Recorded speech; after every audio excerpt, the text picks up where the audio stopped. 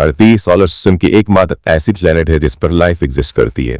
हम अर्थ पे रहते तो है, पर ऐसे बहुत सारे फैक्ट्स जिसके बारे में हम अवेयर नहीं। वन एज ऑफ द अर्थ।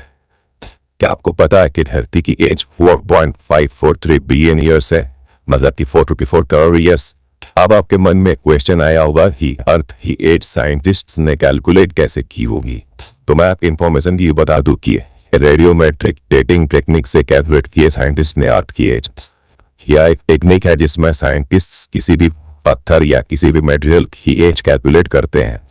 तो इससे आप समझ ही गए होंगे कि सबसे पुरानी जो पत्थर मिली है हमें वो 4.5 बिलियन ईयर्स पहले की है, यानी धरती की फॉर्मेशन की टाइम की। और इससे हमें पता लगता है कि हमारी धरती 4.5 बिलियन ईयर्स पुरानी है। नंबर 2 टेम्परेचर ऑफ द अर्थ। वैसे तो धरती की एवरेज टेम्परेचर 16 डिग्री सेल्सियस है, लेकिन अर्थ पर ऐसे बहुत सारे प्लेसेस है जहां टेम्परेचर नॉर्मल से बहुत ज्यादा डिफर करती है।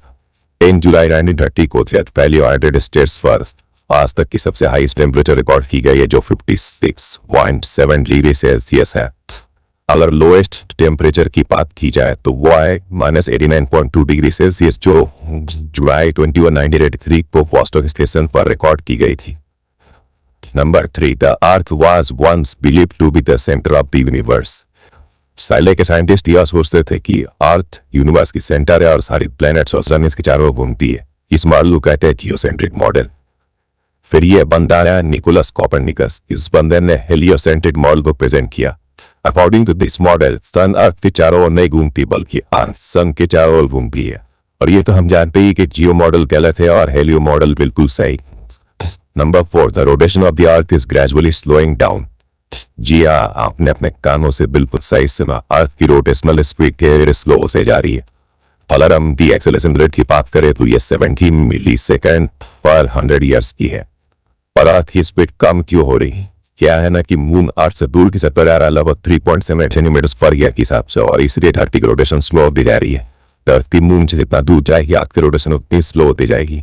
3.78 सेंटीमीटर पर ईयर तो सुनने में ज्यादा नहीं लग रहा होगा, लेकिन अब मैं आपको बताता हूँ कि ये अमेजिंग क्यों है। कुछ 454 करोड़ साल पहले जब चांद नया तथा तब चांद धरती के बहुत ज्यादा ही सामने था और उस वक्त हर एक दिन लगभग 6-7 घंटे का होता था।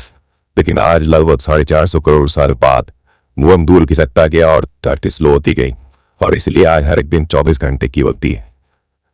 अगर हम फ्यूचर की बात करें तो फ्यूचर में भी धरती और स्लो होती रहेगी। 14 करोड़ साल बाद धरती की हर एक दिन की ड्यूरेशन 24 से 25 आवर्स में बदल जाए। Number 5 revolution speed of the अर्थ। हम लोग सब जानते हैं कि अर्थ सन के चारों ओर रिवॉल्व करती है, लेकिन इसकी रेवोल्यूशन स्पीड पता है आपको कितनी है? इसकी रेवोल्यूशन स्पीड है 30 किलोमीटर पर सेकेंड। कितने देर तक आप मेरी ये वीडियो देखे उतनी देर में अर्थ ने 6020 किलोमीटर ट्रैवल कर लिए। अमेजिंग बात तो यह है कि धरती अकेले ही नहीं बल्कि आपको भी साथ साथ ट्रैवल करवा रही है। इसका मतलब आप भी 30 किलोमीटर पर सेकंड के स्पीड से रिवॉल्व कर रहे हो, लेकिन आप इसे फील नहीं कर पा रहे हो। है ना ये फूल बात? That's what amazing about Earth. Please like this video if you have enjoyed it. Comment if you have any queries. ये चैनल अभी नया है तो प्लीज सब्सक्राइब जरूर कर लो ये बटन पर क्लिक करके या फिर इसके नीचे वाले बटन पर क्लिक करके। आगे बहुत सारे इंटरेस्टिंग वीडियोस आने वाले हैं इस चैनल पे, आपको बहुत मजा आए, सब्सक्राइब कर लो।